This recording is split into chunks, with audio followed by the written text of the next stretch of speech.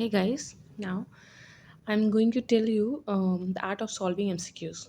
No matter how much knowledge you have, if you don't know how to solve MCQs smartly, there's less chance you got good rank in exams. Okay, so I will tell you some basic points. Now so point number five, that don't take me lightly. Me like MCQ. So never ever take any MCQ lightly. Never.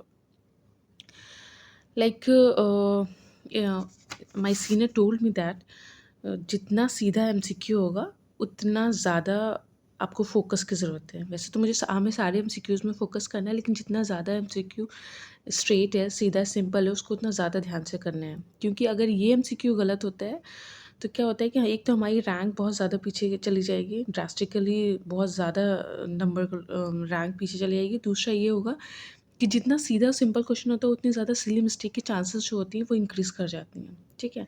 तो कैसे simple क्या-क्या मतलब silly mistakes हो जाती हैं, तो अगर जैसे क्वेश्चन में लिखा हुआ है कि which of the following is not और which of the following true और फॉल्स क्या पूछा है, ठीक है?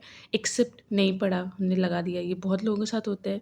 तो ये इम्प्रूव होगा अगर आपके साथ भी होता है, लेकिन ये विद प्रैक्टिस इम्प्रूव होगा। ठीक है? और कभी-कभी क्या होता है कि हम सिर्फ़ हमने क्वेश्चन पढ़ा, फर्स्ट सेकंड ऑप्शन पढ़ा, हाँ ठीक है, ये सेकंड ऑप्शन है, हमने मार्क कर दिया। और जो हमारा नेक्स्ट थर्ड, फोर्थ ऑप्शन हमने रीड ही नहीं किया। फिर हमने लेटर रियलाइज़ हुआ, अरे! हम अगर फोर्थ ऑप्शन पढ़ लेते तो हमें समझ में आता है कि हाँ, ये सेकंड ऑप्शन नहीं हो सकता।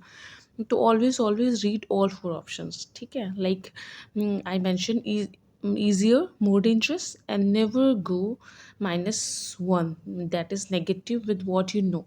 ठीक है? It is a great loss. Now, the point number four, the basic of long stem clinical questions. Like in exams, we have 200 questions for duration of 3 hours and 30 minutes. So that 45 seconds for each questions. ठीक है? तो in long stem basic questions first thing you have to read is demographic. Like एक question दिया हुआ है, ठीक है, तो उसमें दिया हुआ है कितने एज कितनी है, फीमेल है, मेल है, ठीक है, तो उससे एक आपको आइडिया हो जाता है मोटा मोटा। लाइक अगर जैसे दिया हुआ है 30 ईयर फीमेल है, उसको बटरफ्लाई रैश है, तो यू गॉट मतलब नैरो डाउन हो गया, हाँ ठीक है, ऐसे ही हो सकता है। तो इन सब चीज़ों को मतलब सबसे पहले डेमोग्राफिक पढ़ लेना है अच्छे से कि एज है क्या, सेक्स है उसका, और फिर उसके बाद लास्ट लाइन पे आपको सीधा आ जाना है कि डायग्नोसिस क्या है, इन्वेस्टिगेशन क्या है, ट्रीटमेंट क्या उसने पूछा है। फिर उसके बाद अगर क्वेश्चन में इमेज दी हुई तो आप इमेज को देख लें। अगर आप क्वेश्चन पूरा ऊपर से नीचे तक पढ़ेंगे, कभी-कभी आजकल क्या करते हैं एग्ज़ामिनर आपको टाइम आपका देखना चाहता है आप कितना स्मार्टली एक्ट करते हो। पूरा क्वेश्चन उसने दे दिया, आपने पूरा क्वेश्चन पढ़ लिया, लास्ट लाइन में उसने डायग्नोसिस लिख दी कि हाँ, this is the diagnosis of patient. तो क्या यूज़ हुआ उस क्वेश्चन को पढ़ने का? कोई यूज़ नहीं हुआ, ठीक है? आपका टाइम वेस्ट हुआ। तो you have to act smartly. सबसे पहले डेमोग्राफिक रीड करना है, फिर उसके बाद आपको लास्ट लाइन पढ़ना है कि उसमें डायग्नोसिस पूछा है, इन्वेस्टिगेशन पूछा है, ट्रीटमेंट पूछा है, क्या पूछा है। उसके बाद अगर इमेज दी हो तो इमेज को कोरिलेट करना है। कभी जब क्वेश्चन देता है डायरेक्ट एग्जामिनर इमेज देता है और आप डायरेक्टली जंप कर जाते हो इमेज पे, तो इसका कोई यूज़ नहीं है। जब आपको आपने क्वेश्चन पढ़ लिया, आपने लास्ट लाइन पढ़ लिया, तो एक नैरो डाउन हो जाता है कि हाँ, किस एरिया में और कहाँ पे हमें अपने ब्रेन को फोकस करना है, ठीक है? तो ये बहुत इंपॉर्टेंट है लॉन्ग स्टेम क्लिनिकल क्वेश्चंस के लिए।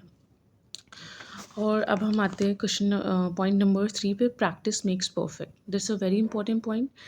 प्रैक्टिस इसलिए इम्पॉर्टेंट है क्योंकि कभी मतलब ज़रूरी नहीं है कि आपको सब कुछ आता हो और हमेशा नॉलेज ही काम नहीं आती है एग्ज़ाम में। कभी-कभी ये होता है कि आपको कोई क्लू नहीं होता है क्वेश्चन के बारे में, और मेरे साथ भी ये हुआ है, कभी-कभी क्वेश्चंस के बारे में कोई क्लू नहीं होता है, लेकिन फिर क्या होता है कि आप कैसे ये क्वेश्चंस को सॉल्व करेंगे, तो ये क्वेश्चन आप सॉल्व करेंगे ऑप्शंस को एलिमिनेट करके, ठीक है? कभी कहीं कुछ पढ़ा हुआ हो, कभी तो वो नॉलेज आपके यहाँ पे काम आती है, ठीक है? और ये कैसे होगा? सिर्फ़ और सिर्फ with it comes only with practice. तो like it's art that can be learn specially when you don't know the topic, the art of elimination. और इसके साथ क्या होगा कि एक तो आर्ट ऑफ एलिमिनेशन की वजह से आपके क्वेश्चंस भी करेक्ट होंगे, दूसरा आपकी स्पीड भी इंक्रीज़ करेगी, ठीक है? तो यहाँ पे जो है हर पेपर में मतलब 200 क्वेश्चंस होते हैं, तो आप ये नहीं सोच सकते आपको जो टॉप करता है जिसके फर्स्ट रैंक से उसको पूरे 200 क्वेश्चंस आते हैं, नेवर एवर। लेकिन उसको 150-60 क्वेश्चन आते हैं, बाकी 40 क्वेश्चंस में उसकी जो प्रैक्टिस है एलिमिनेट करने के ऑप्शंस की, उसकी जो स्किल डेवलप हुई है during solving questions during practice time, वो उसको काम है, तो उससे क्वेश्चंस बहुत होते हैं correct. Okay, And the second point is while giving GTs or real exam, anything, you have to try to attempt each and every question, leave no stone unturn. ठीक है, अगर कोई क्वेश्चन नहीं आ रहा है, आपको लग रहा है कि हाँ आपका पढ़ा हुआ है लेकिन अभी रिकॉल नहीं हो रहा है, just leave it and go forward and then again come back to that question. कभी कभी ये होता है कि उस टाइम पे नहीं याद हो, लेकिन जब अगेन दोबारा से आते हैं तो हमारा माइंड थोड़ा काम होता है और हमने बहुत सारे क्वेश्चंस अच्छे से किए कर चुके हैं कि हाँ ठीक है मेरा पेपर कंप्लीट हो गया, अब हम आए तो माइंड थोड़ा रिलैक्स होता है और जो डीप इनसाइड कहीं आपके ब्रेन में नॉलेज होती है वो रिकॉल हो जाती है, फिर एकदम से लगता है क्लिक करता है हाँ यार ये होगा ऑप्शन। ठीक है, और दूसरा गट फीलिंग बहुत इंपॉर्टेंट है। अगर आपके दो ऑप्शन हैं, क्योंकि एग्जाम में ये होता है आपने क्वेश्चन पढ़ा, दो ऑप्शन पढ़े, दो में कन्फ्यूजन होता है, तो उसमें जो आपकी गट फीलिंग कह रही है ना उसकी तरफ जाना है। लेकिन गट फीलिंग का ये मतलब नहीं है कि आपको कोई क्वेश्चन के बारे में बिल्कुल आइडिया नहीं है और एग्ज़ाम ने उसमें चार ऑप्शन है, तीन ऑप्शन जो हैं वो तो बिल्कुल अननोन है, एक ऑप्शन नोन है और आपको वो नोन ऑप्शन लग रहा है तो आपने वो टिक कर दिया। ये ट्रैप होता है एग्जामिनर का, वो नहीं करना है आपको। आपको ये करना है कि अगर आपको दो ऑप्शंस में कन्फ्यूजन है तो आप अपनी गट फीलिंग के साथ जाओ। और अगर क्वेश्चन बिल्कुल ही अननोन है, कुछ भी आपको क्लू नहीं मिल रहा है, अपना ऑप्शंस रूल आउट कर पा रहे हो, just leave it that question. And the final and most important point, never ever change options. Never ever, आपने कर लिया मार्क, दूसरी रीड में आपको कभी भी अपने ऑप्शंस को चेंज नहीं करना, अपने आंसर को चेंज नहीं करना है। इससे बहुत लॉस होता है और बाद में बहुत रिग्रेट भी होता है, like I did in last NEET PG and okay, it was good. And the last point, power of concentration and energy, it is very very very important.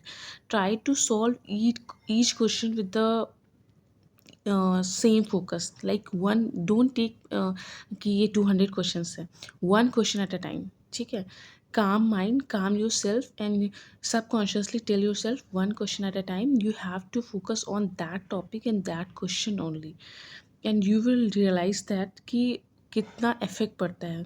कुछ मत सोचो, पहला क्वेश्चन जो गया उसके बारे में नहीं सोचना है, जो क्वेश्चन आने वाला है उसके बारे में नहीं सोचना है। ठीक है, सिर्फ जो उस वक्त तुम बैठे हो तुम्हारी कंप्यूटर स्क्रीन पे जो क्वेश्चन है उसके बारे में सोचना है कि इसके ये ऑप्शंस मैं कैसे करेक्ट कर सकता हूँ, बाकी तीन को रूल आउट करके फोर्थ ऑप्शन पे आप कैसे पहुँच सकते हो। रूल आउट करना बहुत इंपॉर्टेंट है, उससे आप कॉन्फिडेंट भी रहते हो और मोस्टली वो आंसर सही भी होते हैं। ठीक है, और कई एक ट्रिक ये भी होती है, मतलब ये मेरी ट्रिक है, मुझे लगता है कि ये होता है एग्जामिनर में, कि आप अगर चार ऑप्शंस दिए उसमें जो लॉन्गर ऑप्शन होता है ना, ज़्यादातर वो ऑप्शन मतलब वो आंसर होता ही है। ऐसा मैंने सॉल्व करते हुए MCQs मुझे रियलाइज़ हुआ, तो हमेशा नहीं होता है लेकिन मोस्टली वो आंसर होता है। तो आप वो भी एक ट्रिक अपने माइंड में रख सकते हैं साइड में। तो last point is power of concentration energy, तो always calm mind is the ultimate weapon. So I told you all five important points about solving questions, and the last and not the least, but the most important thing is that try to try again and you will succeed at last. Thank you.